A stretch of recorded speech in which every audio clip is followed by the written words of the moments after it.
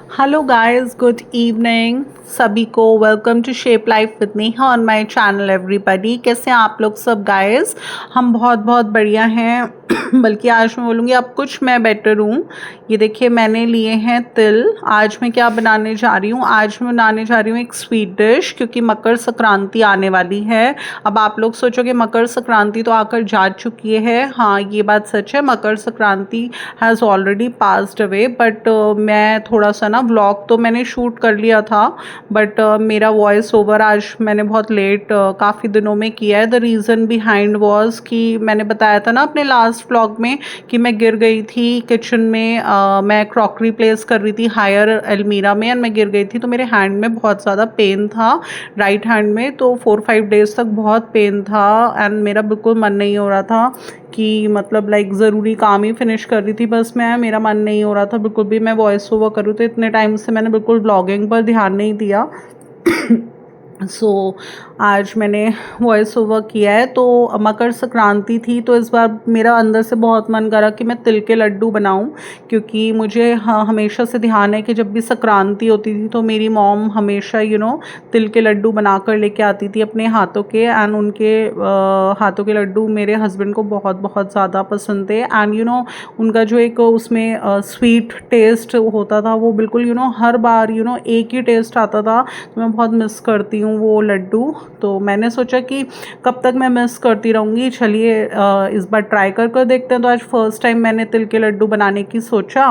तो मैंने सोचा कि ज़्यादा क्वांटिटी में नहीं बनाऊँगी, थोड़ा कम क्वांटिटी में बनाऊँगी, एंड अगर अच्छे लगते हैं तो फिर मैं दोबारा से ट्राई करूँगी। तो एटलीस्ट गाइस हमारे अंदर ये चीज़ है कि हमें कुछ करना है तो वो भी एक बहुत अच्छी बात होती है।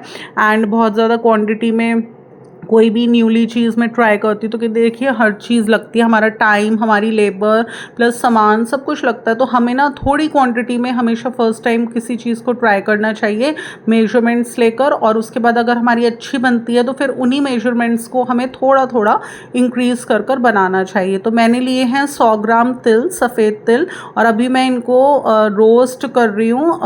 स्टील का फ्राइंग पैन लिया है मैंने, लो फ्लेम पर मैं इन्हें रोस्ट कर रही हूँ। मैंने इसमें कुछ घी वगैरह कुछ नहीं डाला, मैं इनको ड्राई ऐसे ही रोस्ट कर रही हूँ। 5 to 8 मिनट्स में इनको लो फ्लेम पर रोस्ट करूँगी अच्छे से, थोड़े ये ब्राउन हो जाएंगे। उसके बाद मैंने लेना है मावा। मैंने मंगवाया 250 ग्राम मावा, जो कि ज़्यादा नहीं, 90 रुपीज़ का आया है। मैंने बताया ना मुझे स्मॉल क्वांटिटी में बनाना है। अगर मेरे अच्छे बनते हैं, जैसे कि मैं फ़र्स्ट टाइम बना रही हूँ, और मैंने बताया था स्वीट डिश तो मेरे घर में मैं बनाती ही रहती हूँ। जैसे कुछ बनाया वो ख़त्म होने वाला है, फिर दूसरा मैंने कुछ बना लिया, फिर वो ख़त्म होने वाला है तो फिर कुछ बना लिया। हमेशा कुछ घर की बनी हुई स्वीट डिश मैं हमेशा रखती हूँ। तो बस इसलिए अभी मैंने लिए थे तिल।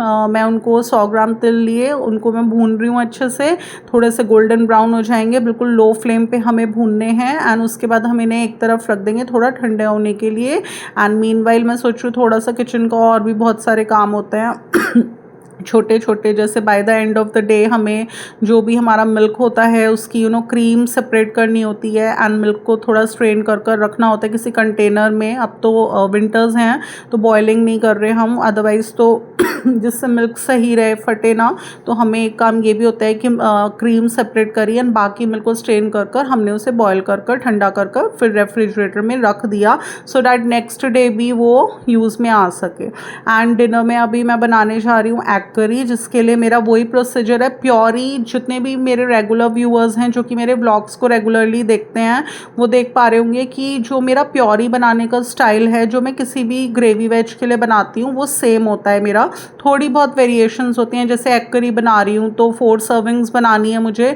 तो इसके लिए लिया है मैंने 3 tomatoes, 1 onion, 1 green chilli, 2 dry red chillies, and 2 garlic को पील कर डाल दिया इसमें, एंड थोड़ा सा जिंजर। तो ये सारी चीज़ें जब बॉयल हो जाएंगी तो टोमेटो की पील्स ऑफ कर एंड ग्रीन चिली की हम रूट निकाल कर इन सबको ग्राइंड कर लेंगे अच्छे से, इसकी एक प्योरी बन जाती है। अब देखिए मैंने लो फ्लेम पर जो सफ़ेद तिल थे उन्हें अच्छे से रोस्ट कर लिया, ड्राई रोस्ट। ये ऐसे हो जाते हैं, कुछ थोड़ा ब्राउनिश हो जाते हैं। वैसे तो मैंने ये भी स्टडी करा था कि हमें जो ये तिल के लड्डू होते हैं ना, इसमें हमें काले तिल भी डालने चाहिए एंड हमें गुड़ में बनाने चाहिए ये, क्योंकि जो हमारे तिल होते हैं वो शनिदेव को अगर हम तिल के लड्डू मकर संक्रांति पर शनिदेव के मंदिर में जाकर अगर हम चढ़ाते हैं तो वो बहुत अच्छा होता है, शुभ फल को देने वाला होता है। और अगर हम गुड़ किसका प्रतीक होता है बताते हैं, गुड़ सूर्य का प्रतीक होता है, मंगल का प्रतीक होता है। हमें हनुमान जी को भी लड्डू चढ़ाने चाहिए आज के दिन। तो मैंने स्टडी तो बहुत कुछ किया, बट मेरी जो हेल्थ है, मैंने बताया ना हर काम हमारी हेल्थ से होता है। अगर हमारी हेल्थ बहुत अच्छी है तो फिर तो मेरे से जितना ज़्यादा हो सकता है पूजा पाठ का काम मैं उतना करती हूँ, सब कुछ बनाती भी हूँ अच्छे से, मंदिर जाकर सब कुछ पूजा पाठ सब करती हूँ और उसके बाद भोग वगैरह लगाकर घर में फ्री सबको सब कुछ देती हूँ।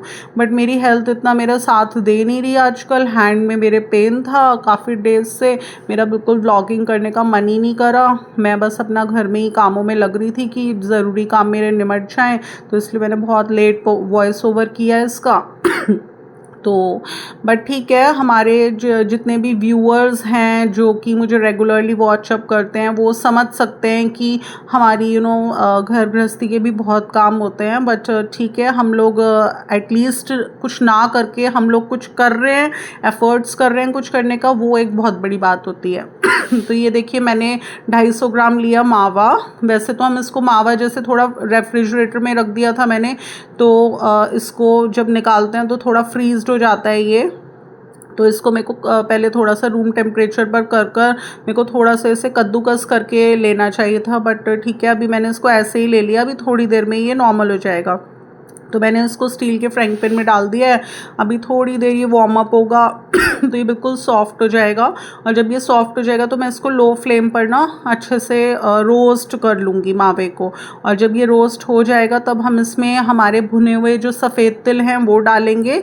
एंड मीठे में मैं जैसे कुछ लोग चीनी यूज़ करते हैं, कुछ लोग बूरा यूज़ करते हैं, लेकिन मैंने बताया था ना चीनी का इस्तेमाल मैं अपनी किचन में बिल्कुल नहीं करती हूँ। एमरजेंसी की बात है कि अगर लाइक मुझे जो मैं यूज़ करती हूँ नहीं मिल रहा ऑप्शन में तो मैंने चीनी यूज़ कर ली, या कहीं से कुछ गिफ्ट में हमें शुगर मिल गई तो हमने उसे यूज़ कर ली। बट ऐसे खुद से लाकर यूज़ करना वो मैं नहीं करती हूँ। मोर देन 2 साल से भी ज़्यादा हो चुका, 2.5 साल हो गए मैंने चीनी बिल्कुल बंद कर रखी है। तो मैंने इसमें शुगर की जगह मैं डालूँगी इसमें देसी खांड।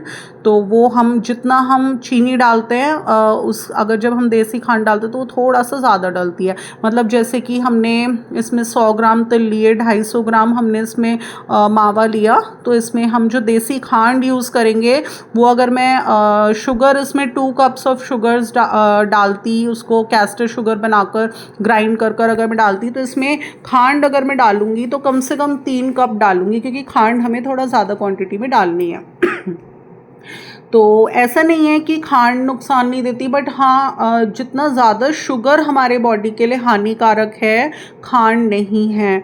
बहुत सारे ऐसे ऑप्शंस हैं, जैसे कि शहद हो गया, जैसे कि खांड हो गई, जैसे कि मिश्री हो गई, या फिर हमारा गुड़ हो गया। ये सब चीज़ें हमें अगर 10% नुकसान देती हैं तो शुगर हमें 100% नुकसान देगी हमारे बॉडी को। तो इसलिए हमें शुगर अवॉइड करना चाहिए। तो बस मैं अभी इसको मावे को अच्छे से भून रही थी, एंड उसके बाद मैं इसमें भुने हुए तिल और खांड डालूँगी, फिर इसको अच्छे से मैं मिक्स कर लूँगी एंड थोड़ा सा ठंडा होने के लिए मैं इसे रख दूँगी। और उसके बाद मैंने थोड़ा सा बाइंड कर बना देने हैं इसके लड्डू। और मैंने बताया था कि अगर लाइक मेरी हेल्थ अच्छी होती तो मैं थोड़ा सा, या मैं सेकंड टाइम बना रही होती ये लड्डू, ऑल्दो मैं फर्स्ट टाइम जब भी कुछ भी चीज़ ट्राई करती हूँ, चाहे स्नैक्स ट्राई करूँ चाहे कोई स्वीट डिश ट्राई करूँ, हमेशा उसे स्मॉल क्वांटिटी में बनाती हूँ पहले।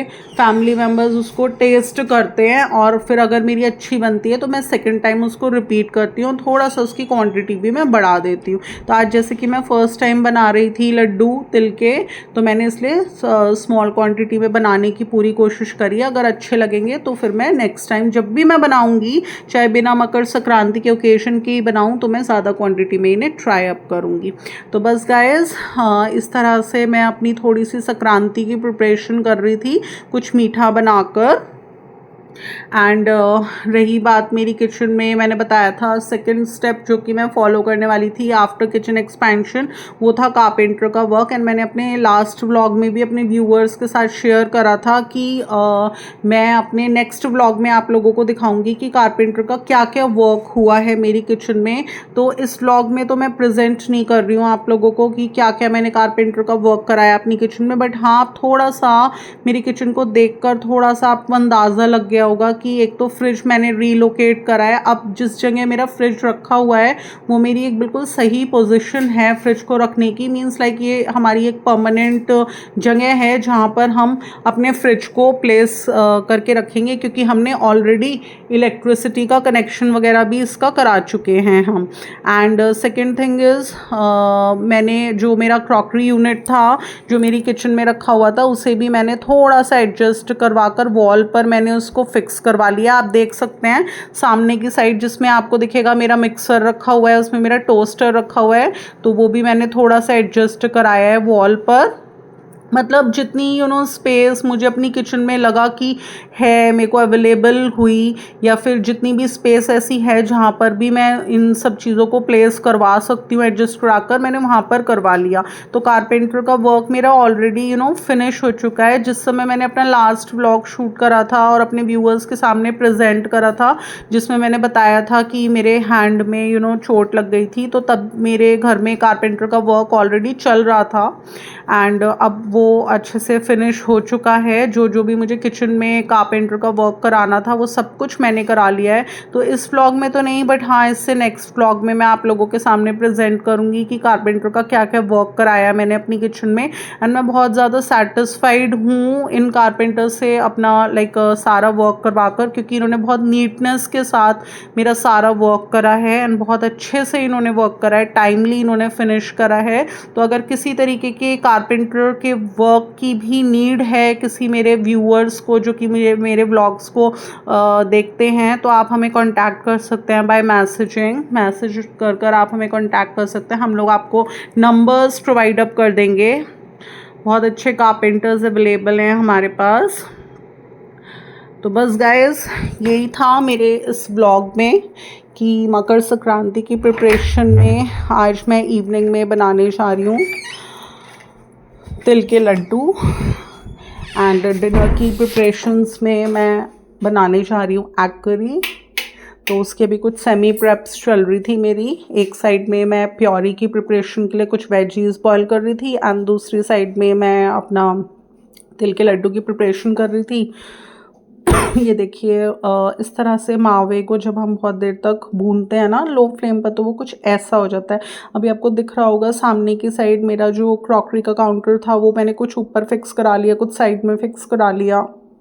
मेरा जो बर्तनों का स्टैंड था वो वॉल पर अटैच था, उसे मैंने वहाँ से रिमूव करा लिया क्योंकि वहाँ पर मैंने एक अलमीरा लगवाई है जो कि मेरी निकली थी। मतलब प्रॉपर मैं आपको अपने व्लॉग में इसका एक प्रॉपर व्लॉग शूट करूँगी जिसमें मैं आपको प्रॉपर दिखाऊँगी कि कारपेंटर से मैंने क्या क्या कराया है।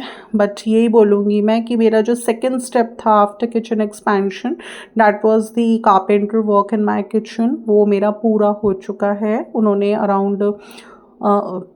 6 डेज़ में मेरा सारा वर्क कंप्लीट कर दिया। उन्होंने बोला था 8 डेज़ लगेंगे आपका सारा वर्क कंप्लीट करने में, but on the third day only they brought one more labour and 3 जनों ने मिलके मेरा पूरा 6 डेज़ में बहुत अच्छा वर्क कंप्लीट करा। मैं बहुत ज़्यादा सेटिस्फाइड हूँ एंड मुझे इस बात की भी बहुत खुशी हो रही है कि मेरा जो फर्स्ट स्टेप था किचन एक्सपेंशन, उसके दौरान भी मैं बहुत ज़्यादा हैप्पी एंड सेटिस्फाइड थी वर्क को लेकर। मैंने बताया था ऑल्दो मेरा बजट एक्सीड हुआ फ्रॉम 50,000 टू 61,200 एंड उसके बाद भी मेरे जो पोस्ट एक्सपेंसेस थे जैसे कि चिमनी को लगवाना, किचन में लाइट्स की कुछ फिटिंग्स करवाना किचन में, इन चीज़ों में भी मेरे 3-4,000 रुपीज़ ऊपर लग गए थे। तो मेरा टोटल 65,000 में किचन एक्सपेंशन का वर्क पड़ा था मुझे। एंड अभी जो मैंने कारपेंटर से वर्क कराया तो उसके लिए भी मैंने मतलब एक दो जगह पूछा, अच्छे से आइडियाज़ लिए, राय ली। तो किसी कारपेंटर ने बोला कि 25,000 लगेंगे, किसी ने बोला 30,000 लगेंगे, किसी ने बोला 35,000 लगेंगे। बट द मेन थिंग हमारा होता है कि हमारा वर्क हमारे सेटिस्फेक्शन पॉइंट को मीट करे, जैसा हम चाहते हैं वैसा काम हो और हम वर्क में सेटिस्फाइड हो, क्योंकि जब हमें सेटिस्फेक्शन मिलती है ना तो money doesn't matter for us. तो बस यही था गाइस मेरा कारपेंटर का वर्क जो भी मैंने कराया। नेक्स्ट ब्लॉग में दिखाती हूँ मैं आप लोगों को शूट कर कर। एंड अभी मैं फ़िलहाल बता ही दिया मैंने कि मैं अभी तिल के लड्डू बना रही हूँ। एंड बस ये चीज़ मेरे अंदर बहुत है कि हर तरह से मेरी कोशिशें ये रहती हैं कि कुछ भी चीज़ अगर मुझे नहीं आती है तो बस मैं उसको सीखने की कोशिश करूँ एंड मैं बनाऊँ। क्योंकि मैंने बताया था मेरे हस्बैंड को भी मीठा खाने का तो बहुत बहुत ज़्यादा शौक है इन्हें, तो कुछ ना कुछ मीठा घर में ट्राई करती रहती हूँ मैं। वो ख़त्म होता है फिर कुछ और बना लेती हूँ। ये अपने आप से इतना कुछ मीठा लाते रहते हैं बाज़ार से खाने का, जितना मुझसे होता है मैं घर पर भी बनाती रहती हूँ। अभी अब देखिए मेरे हेयर्स की कंडीशन कैसी हो रही है, काफ़ी रफ़ लग रहे हैं ना मेरे हेयर्स, क्योंकि जब मैंने रीबॉन्डिंग करा रखी थी तो जब भी मैं वॉश करती थी हेयर्स को तो बहुत स्ट्रेट हो जाते थे एंड बहुत प्रेजेंटेबल लुक आता था। तो मुझे बहुत अच्छा लगता था कि मैं कराती रहूँ। बट रीबॉन्डिंग में जितना ज़्यादा हेयर्स का लुक अच्छा आता है ना, हम जितने प्रेजेंटेबल लगते हैं उससे ही ज़्यादा ना उसमें डिसएडवांटेज भी ये होती है कि हमें ऑयलिंग बिल्कुल नहीं करनी होती। जितने टाइम तक आप, अगर ज़्यादा टाइम तक आप चाहते हैं कि आपकी रीबॉन्डिंग काफ़ी साल चले तो आपको बिल्कुल हेयर में ऑयल नहीं लगाना होता, और ऑयल ना लगाने की वजह से हमारे हेयर्स बहुत डैमेज होते हैं। तो इसलिए मैंने बताया था अपने पिछले कुछ व्लॉग्स में कि रीबॉन्डिंग कराई मैंने 2 बार तो मेरे हेयर्स डैमेज हो गए थे। एंड अभी जब मैं थर्ड टाइम कराने के लिए गई थी रीबॉन्डिंग तो उन्होंने बोला कि अभी आप रीबॉन्डिंग हम सजेस्ट नहीं करेंगे आपको, आप पहले थोड़ा सा अपने हेयर हेल्थ इम्प्रूव करिए। तो मैंने अपने कुछ व्लॉग्स में शेयर भी करा था कि अपनी हेयर की हेल्थ के लिए, अपने हेयर को रिपेयर करने के लिए मैं कुछ होम रेमेडीज़ का इस्तेमाल कर रही हूँ, यूज़ कर रही हूँ, और वो है आंवला। मैंने कुछ मैं रेगुलर बेसिस पे आंवला मंगाती हूँ एंड 3 से 4 आंवला लेकर मैं उन्हें बॉयल कर कर एंड मैं कभी उनका जूस प्रिपेयर कर लेती हूँ, तो कभी मैं बॉयल कर कर थोड़ा सा आंवला को कट कर कर स्मॉल स्मॉल पीसेस में उस पर थोड़ा सा देसी खांड एंड थोड़ा सा काला नमक वगैरह डाल के उसको रॉ खा लेती हूँ। कभी हफ्ते में 1-2 दिन स्किप भी हो जाता है मेरे बिजी रूटीन की वजह से, बट कोशिश मेरी यही रहती है कि 7 डेज़ हैं वीक में तो एटलीस्ट 4-5 डेज़ में रेगुलरली आंवला को कंज्यूम कर पाऊँ। क्योंकि कितनी बार ऐसा होता है कि हमारी instead of going for artificial things, if we are going for home remedies तो हमें बहुत अच्छे सॉल्यूशंस मिलते हैं एंड हमारी हेयर की हेल्थ इम्प्रूव होती है। और आंवला खाने से तो वैसे भी सिर्फ हेयर की हेल्थ नहीं, हमारी स्किन भी इम्प्रूव होती है, कॉन्स्टिपेशन की प्रॉब्लम भी रिमूव होती है and it avoids cancer also. बहुत सारी डेडली डिजीज़ हैं जिनसे हम लाइक हमें छुटकारा मिल जाता है, वो नहीं होती हैं अगर हम कुछ अच्छी चीज़ें अपनी डाइट में इंक्लूड करें। तो देखिए ये थोड़ा सा ठंडा हो गया है मिक्सचर एंड अभी मैं थोड़ा सा इन्हें लड्डुओं की शेप दे रही हूँ गोल गोल। तो गाइज आई होप कि लाइक मैं first time I am trying out this तिल के लड्डू एंड ये अच्छे बने। बस मेरी यही प्रेयर्स हैं।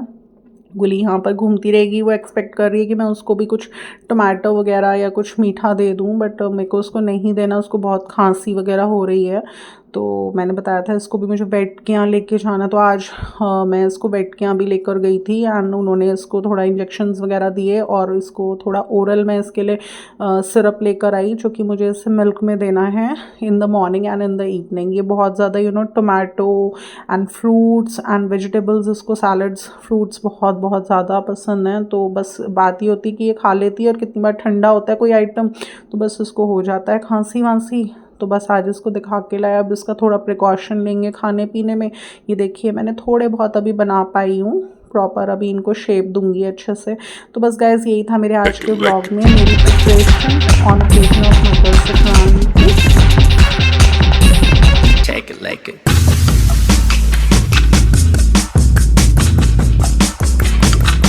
Do it, make it. Do it, make it. Do it, make it.